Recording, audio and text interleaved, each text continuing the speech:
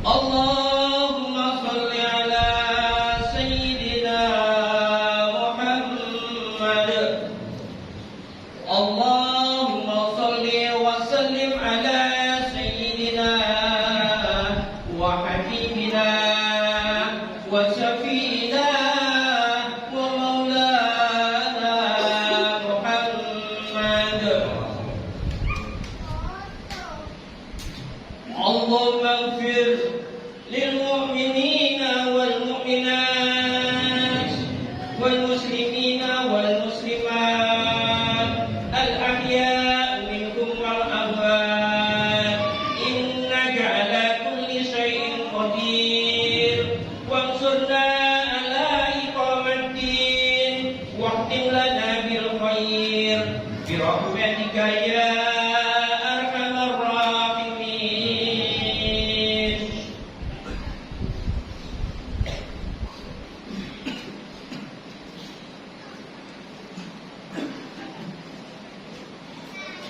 Assalamualaikum warahmatullahi ta'ala wabarakatuh. Waalaikumsalam warahmatullahi wabarakatuh. Innal hamdalillah nahmaduhu wa nasta'inuhu wa nastaghfiruhu wa na'udzu billahi min shururi anfusina wa min sayyiati a'malina. May yahdihillahu fala mudilla lahu ومن يضلل فلا هادي له. أشهد أن لا إله إلا الله وحده لا شريك له وأشهد أن محمدا عبده ورسوله الذين لا نبي بعده. قال الله تعالى في القرآن الكريم أعوذ بالله من الشيطان الرجيم يا أيها الذين آمنوا اتقوا الله حق تقاته ولا تموتن إلا وأنتم مسلمون.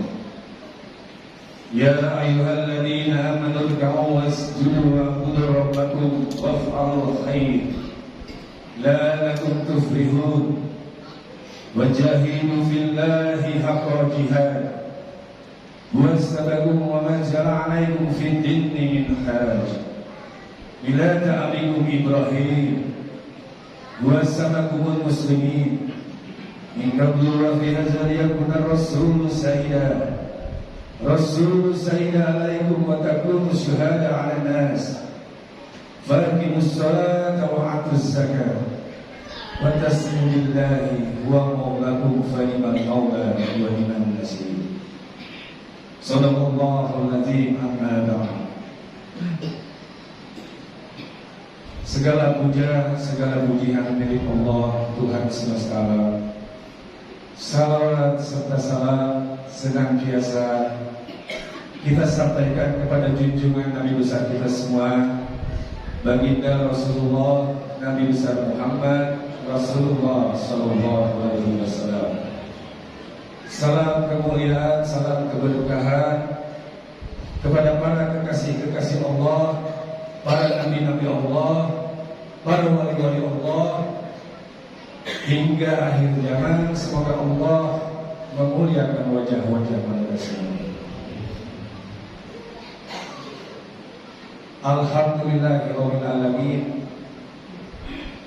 Pada pagi hari yang akbar, pagi hari yang agung ini, alhamdulillah diizinkan khatib untuk berwasiat untuk diri khatib sendiri, dan semoga wasiat ini bisa menjadi cahaya untuk seluruh hamba-hamba Allah yang Allah hadirkan di Mushola Hayatul Ahsan Bulak Perwira RT 5 RW 17.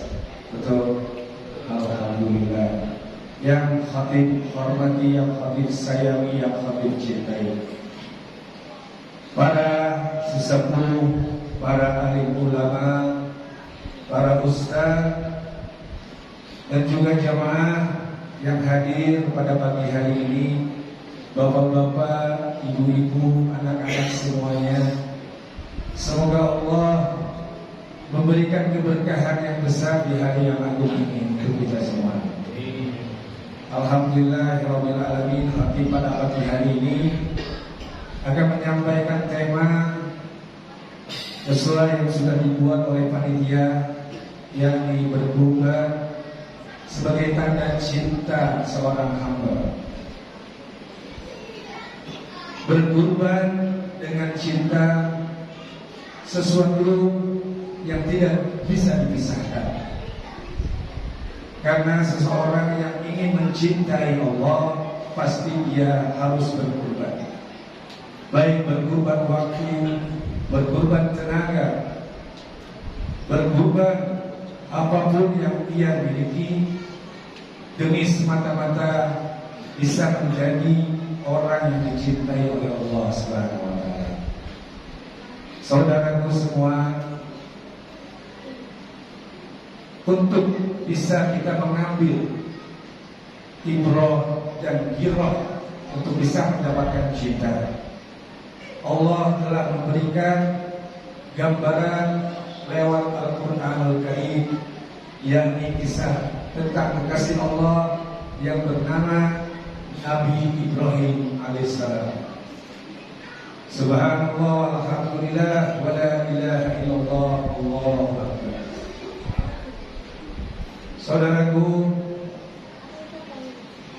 seorang Nabi Ibrahim, seorang kekasih Allah dengan julukan Khalilullah, tentu mendapatkan cinta Allah ini tidaklah semudah yang kita bayangkan. Perjalanan Nabi Ibrahim begitu banyak ujian-ujiannya. Maka dari itu, seorang hamba yang ingin dicintai oleh Allah, pasti mereka akan melewati ujian-ujian. Sebagaimana contoh Nabi Ibrahim yang diuji mulai dari masa mudanya. Beliau bertikai dengan ayahnya, berselisih dengan ayahnya. Nabi Ibrahim melakukan jihad yang sebenar-benarnya jihad, menegakkan kalimat tauhid. Namun ayahandanya orang yang menyembah berhala, sehingga perbedaan ini menjadi sebuah pertikaian.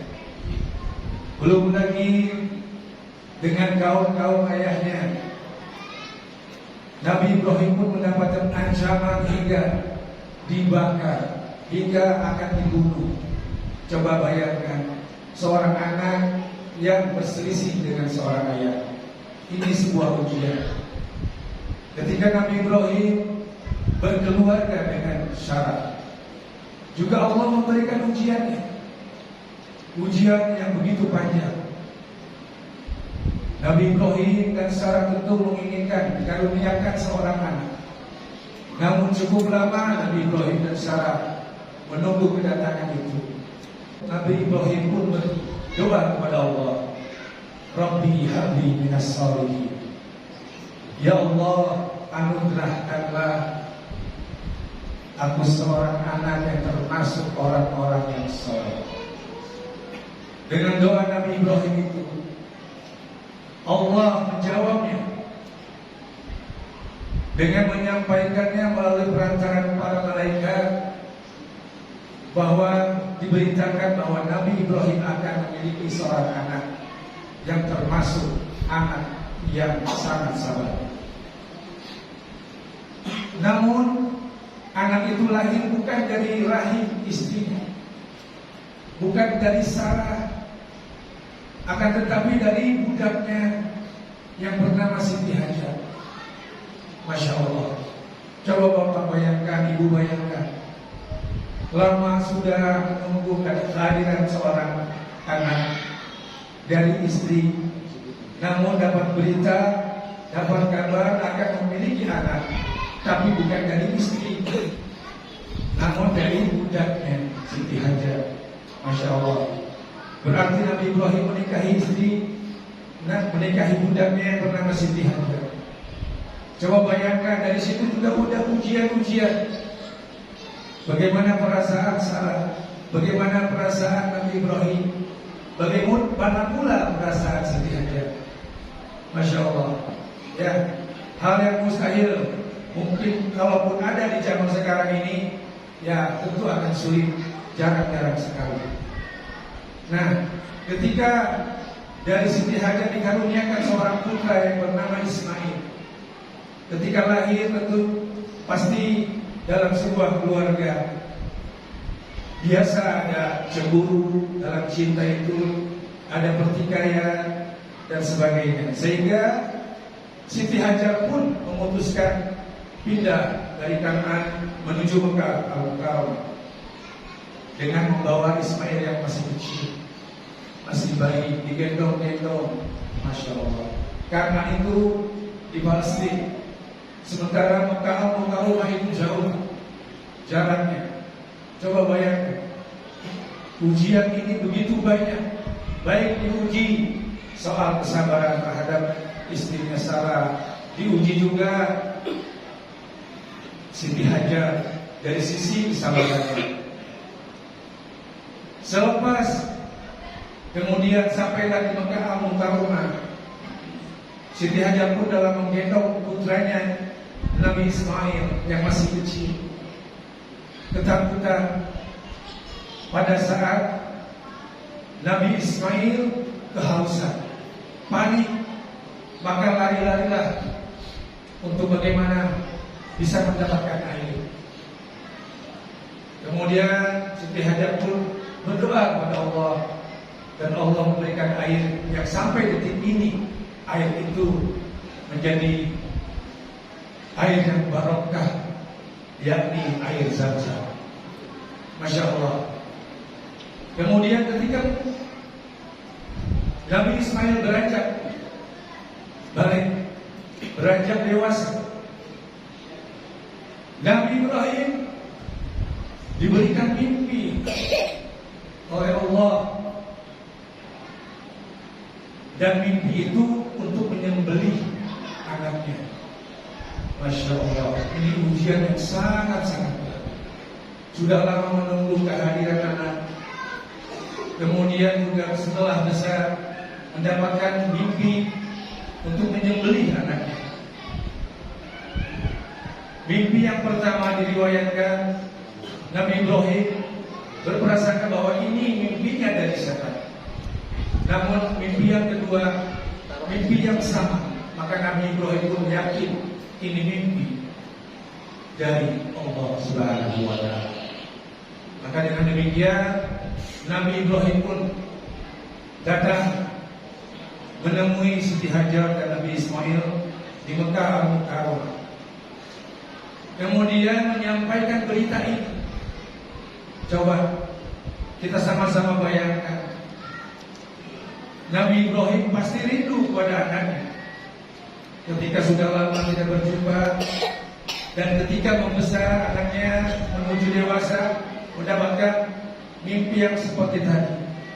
Kemudian datang, seharusnya biasanya kalau seorang ayah lama tidak berjumpa seorang anak tentu akan rindu. Namun ini berbeda. Ketika sampailah datang bertemu dengan Nabi Ismail, apa yang disampaikan beritanya kepada Nabi Ismail? Ya bunaya, wahai anakku, inni ara fil manami anni asbahuka. Sungguh aku bermimpi untuk menyembelihmu. Fanzur maza tara, coba pikirkan olehmu, bagaimana pendapatmu? Masya Allah, Allahu Akbar. Kemudian Nabi Ismail menjawab, ya abadi.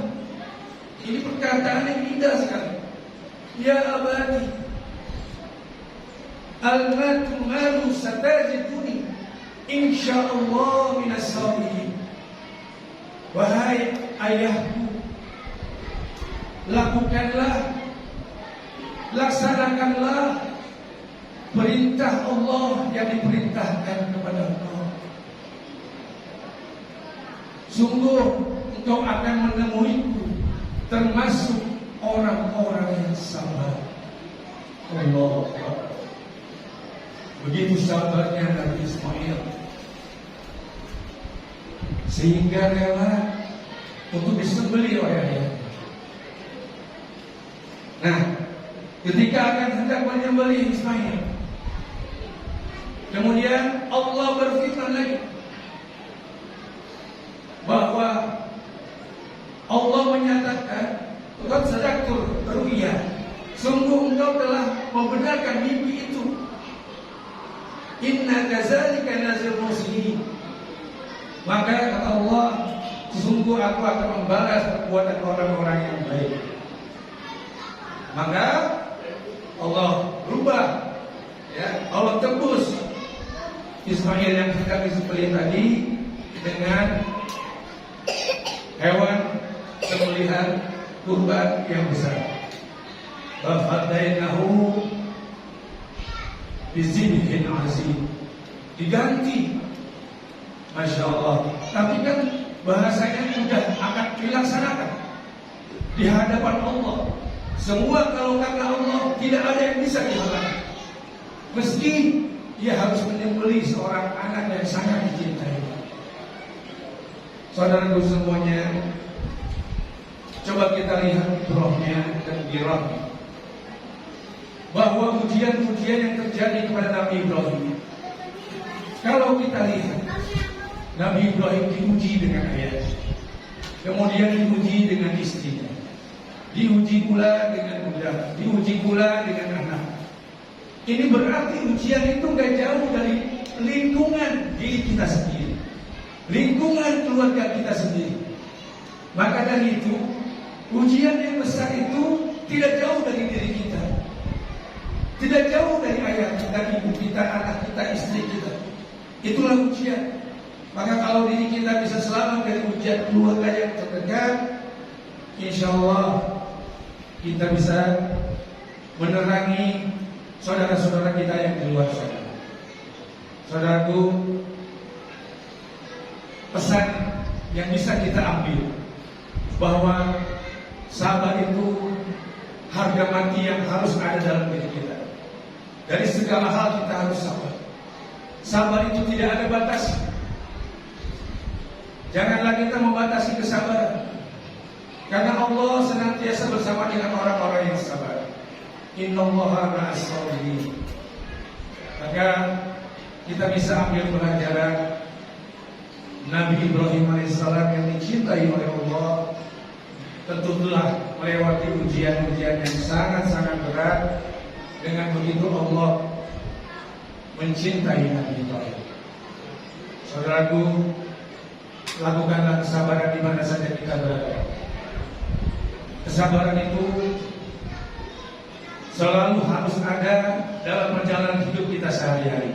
Insya Allah dengan sabar yang kita lakukan, seorang istri sabar kepada suami, seorang suami sabar kepada istri, seorang ayah dan ibu sabar terhadap anak-anak, anak-anak pun harus sabar kepada ayah dan ibu. Insya Allah dengan kesabaran, niscaya keluarga kita akan selamat dunia wal akhirat. Saudaraku, yang kedua yang ingin saya sampaikan tentang cinta.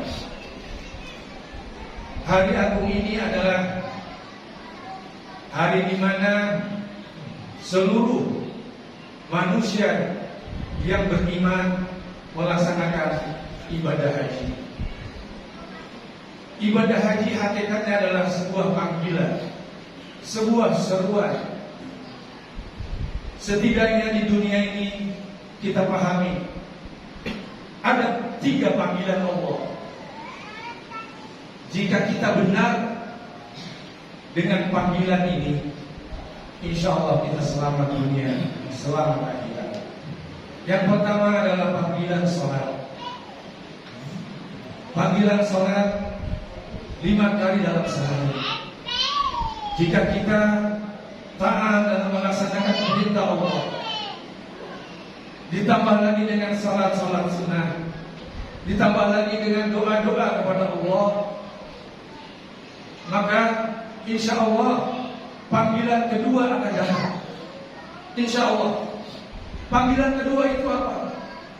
Panggilan kedua itu adalah panggilan untuk melaksanakan haji maupun umroh.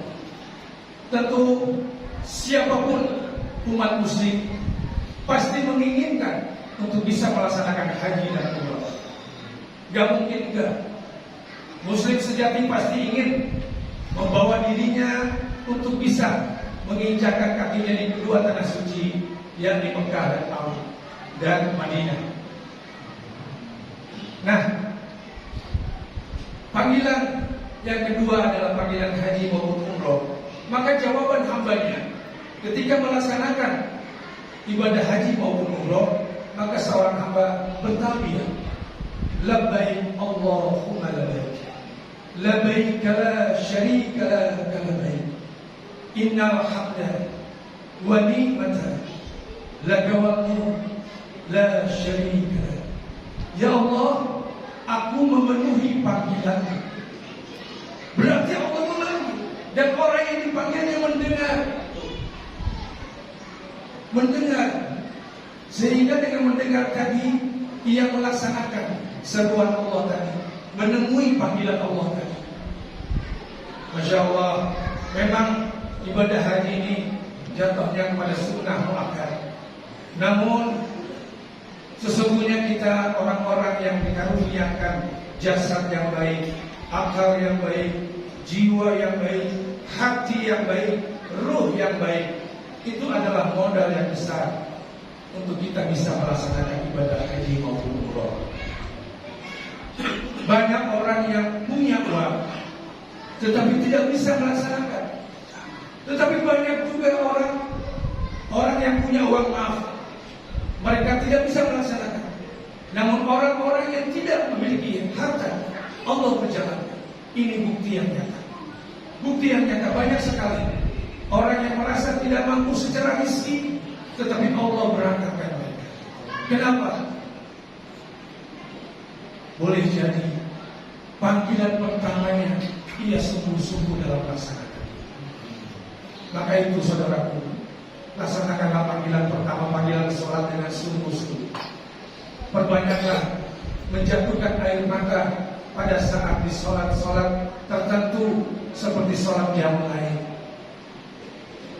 Menjatuhkan air mata, niscaya Allah mengatakan, air mata yang merindukanku, maka aku haramkan api neraka menyentuhmu. Masya Allah. Nah, itulah panggilan yang kedua. Panggilan yang ketiga apa? Panggilan ketiga itu adalah kematian. Mau benar panggilan pertama, mau enggak benar, mau melaksanakan panggilan kedua atau tidak melaksanakan, Allah tidak akan menunda-nunda ketika hambanya sudah waktunya dipanggil oleh Allah. Tidak harus sakit dulu, tidak harus tua dulu. Ketika Allah hendak memanggil seorang hamba, panggilan yang ketiga adalah kematian, maka pasti kita akan menghadap Allah. Untuk itu saudaraku, agar panggilan ketiga kita selamat. Selamat itu ada 4 minimal. Pertama, selamat saat sakaratul maut. Kedua, selamat saat di alam kubur. Ketiga, selamat di padang mahsyar. Dan keempat, selamat masuk surga Allah Subhanahu wa taala. Saudaraku yang saya cintai semuanya, yang terakhir khatib ini berwasiat.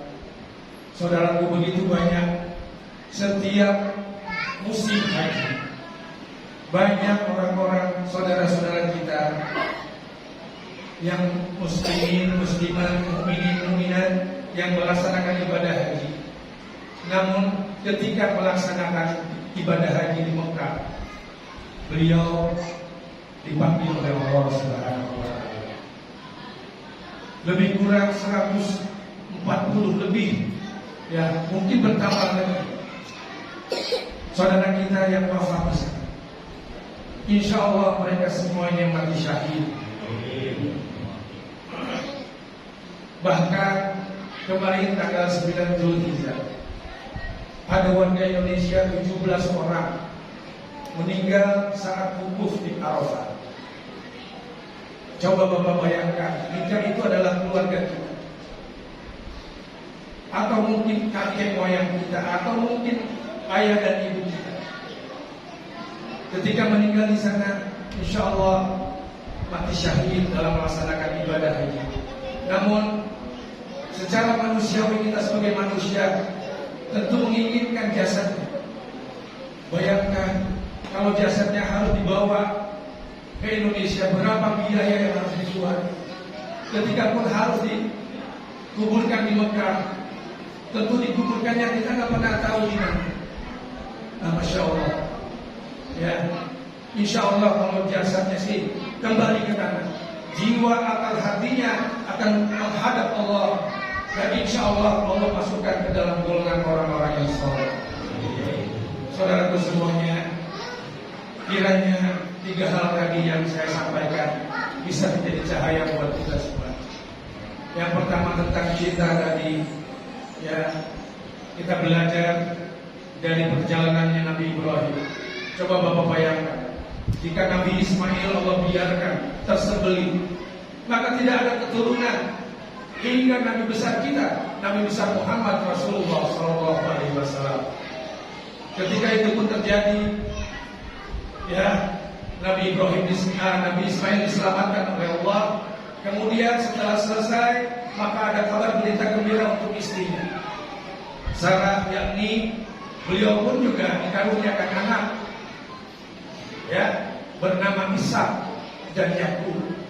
Dan semuanya Nabi, baik dari garis Siti Sarah maupun Siti Hajar, keseluruhannya Nabi. Itulah karunia dari Allah, ya. Jika kita semuanya baik, insya Allah keturunan kita pun baik, ya. Maka dari itu saudaraku semuanya, yuk, waktu yang hanya sedikit ini, ya, kita sungguh-sungguh untuk melaksanakan ibadah di muka bumi ini. Mari kita sama-sama berdoa kepada Allah Subhanahu wa taala dengan khusyuk, dengan tawadhu, dengan menundukkan kepala kita, memejamkan mata kita, jika bisa menjatuhkan air mata. Karena air mata yang mahal ada 3 saja. Yang pertama, air mata yang merindukan Allah. Barang siapa meneteskan air mata karena rindu sama Allah, maka Allah katakan, aku harapkan api neraka menyentuh mereka. Maknanya api neraka kalau di muka bumi ini adalah sebuah kesusahan, sebuah kesulitan, sebuah kesakitan. Jadi di dunia ini kalau kita sakit, sulit, susah, itu adalah neraka-neraka kecil. Maka itu banyaklah kita menjatuhkan air mata karena merindukan Allah. Allah langsung mengatakan, aku harapkan api neraka menyentuh mereka. Dan air mata yang kedua, yang mahal yang dikatakan oleh Rasulullah, barang siapa umatku dia meneteskan air mata karena mengakui dosa-dosanya. Allah itu tahu hati kita, yang tersembunyi dalam diri kita. Allah tahu semua. Bahkan diri kita didampingi oleh para malaikat yang menyaksikan perbuatan kita.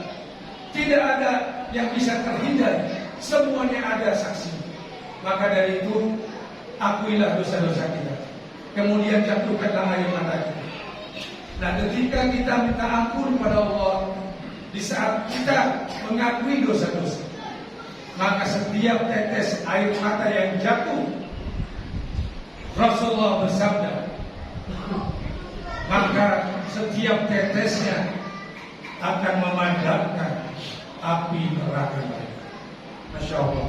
Jadi kalau kita hidup sulit di muka bumi ini, susah dalam mencari rezeki, bertengkar dengan keluarga, bertikai dengan anak, ini adalah neraka-neraka kecil. Maka itu perbanyaklah kita muhasabah, melihat diri kita, kemudian memohon ampun kepada Allah dan menjatuhkan air mata. Saudaraku, air mata yang mahal yang ketiga adalah air mata yang dimana hati kita ingin menolong orang lain, namun apa daya kita tidak mampu, maka kita hanya bisa berdoa. Sebagaimana misalkan orang tua kita sedang sakit, anak kita sedang sakit, suami ataupun istri sedang susah, kita ingin membantunya, namun kita tidak mampu. Kita hanya bisa memohon kepada Allah. Maka saat memohon kita menangis, ya Allah, sembuhkanlah ayah. Ya Allah, sembuhkanlah istri. Maka jatuhlah air mata kita. Insya Allah air mata itu pula yang akan memadamkan kesusahan, kesakitan dan kesulitan orang yang kita doakan. Demikianlah insya Allah tausiah atau ceramah di hari yang agung ini, meski hanya sedikit, mudah-mudahan menjadi cahaya buat kita semua. Amin. Mari kita sama-sama menundukkan kepala kita. Kita angkat tangan kita. Saudaraku, sekalipun kita tidak melihat Allah, yakinlah Allah melihat kita. Yakinlah Allah ada di tengah-tengah kita. Yakin Allah melihat apa yang kita lakukan, apa yang kita ucapkan. Astagfirullahaladzim. Astagfirullahaladzim. Astagfirullahaladzim. Astagfirullahaladzim. Ya Allah, ampunilah kami, ampunilah dosa-dosa kami, ampunilah kesalahan kami, kehilafan kami, kesombongan kami, kezaliman kami, kekufuran kami, kemunafikan kami, kemaksiatan kami, bahkan mungkin kemusyrikan kami, ya Allah. Ya Allah, ya Rahman, ya Rahim, terimalah doa kami pagi hari ini, di hari yang agung ini, ya Allah.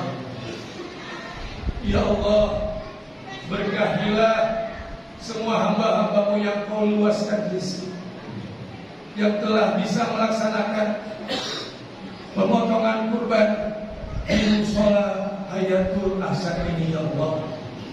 Berkahi mereka, ya Allah. Berkahi pula pengurusnya, panitianya. Berkahi juga warganya semua yang ada di sini, ya Allah.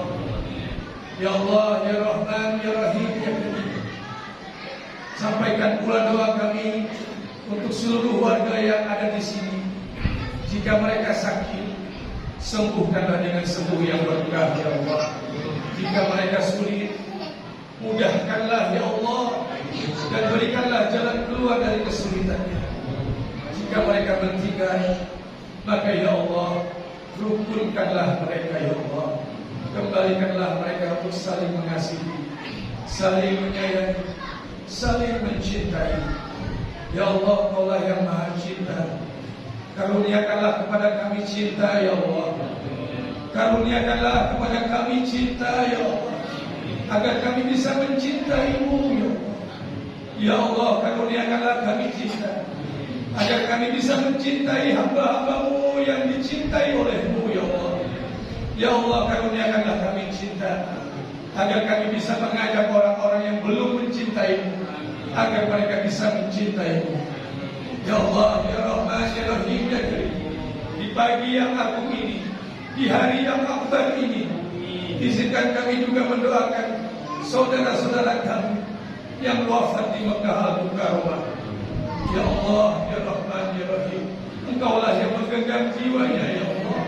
Allahu yatawaffal anfusa hina mautiha wallati lam tamut fi manamiha. Ya Allah, sempurnakanlah, ya Allah, kematian.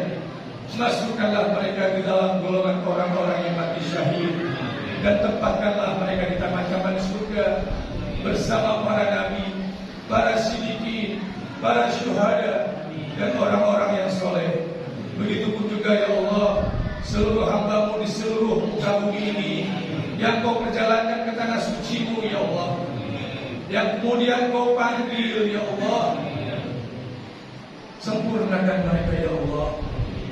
Inna lillahi wa inna ilaihi raji'un.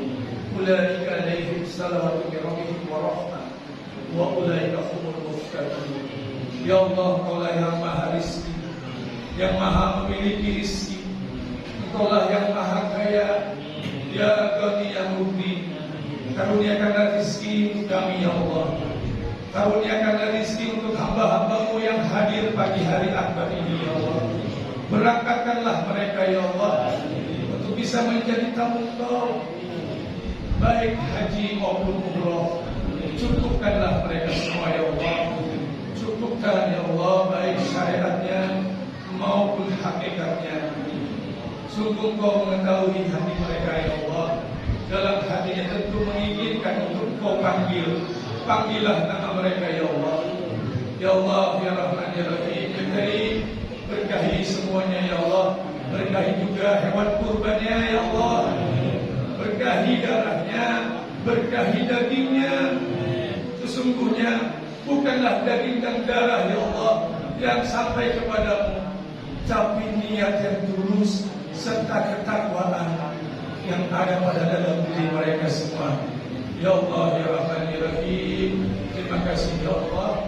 Pimpin kami, selamatkan kami ya Allah.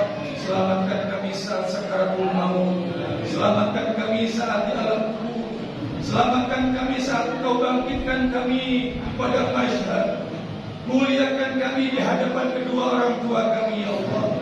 Dan masukkanlah kami ke dalam surga-Mu ya Allah. Ya Allah, ya Rahman, ya Rahim, kabulkanlah doa kami pagi hari ini ya Allah. Selamatkan kami ya Allah, selamatkan kami ya Allah, selamatkan kami ya Allah. Allahumma inna as'aluka salamatan wa afiyatan fil jasad wa ziyadatan fil ilm wa barakatan fil rizqi wa tawbatan qabla al-maut wa rahmatan indal maut wa maghfiratan ba'dal maut. Allahumma inni hawin 'alaina fi sakaratil maut wa najata minan nar wa afwa indal hisab. Rabbana la tuzigh qulubana ba'da idh hadaytana wa hab lana min ladunka rahmah innaka antal wahhab. Rabbana hab lana min azwajina wa dhurriyyatina qurrata a'yun waj'alna lil muttaqina imama. Rabbana wa'atina ma wa'adtana ala rusulika wa la tukhzina yawmal qiyamah innaka la tukhlifu al-mi'ad. Rabbana atina fid dunya hasanah wa fil akhirati hasanah wa qina azabannar wa qina jannata ma'al abrar. Ya Aziz, ya Ghafar, ya Rabbal alamin. Subhana rabbika rabbil izzati amma yasifun. Wassalamu alal mursalin. Walhamdulillahi rabbil alamin. Sedikit cahaya manusia maupun semoga bisa bermanfaat. Wabillahi taufiq wal hidayah. Assalamualaikum warahmatullahi wabarakatuh.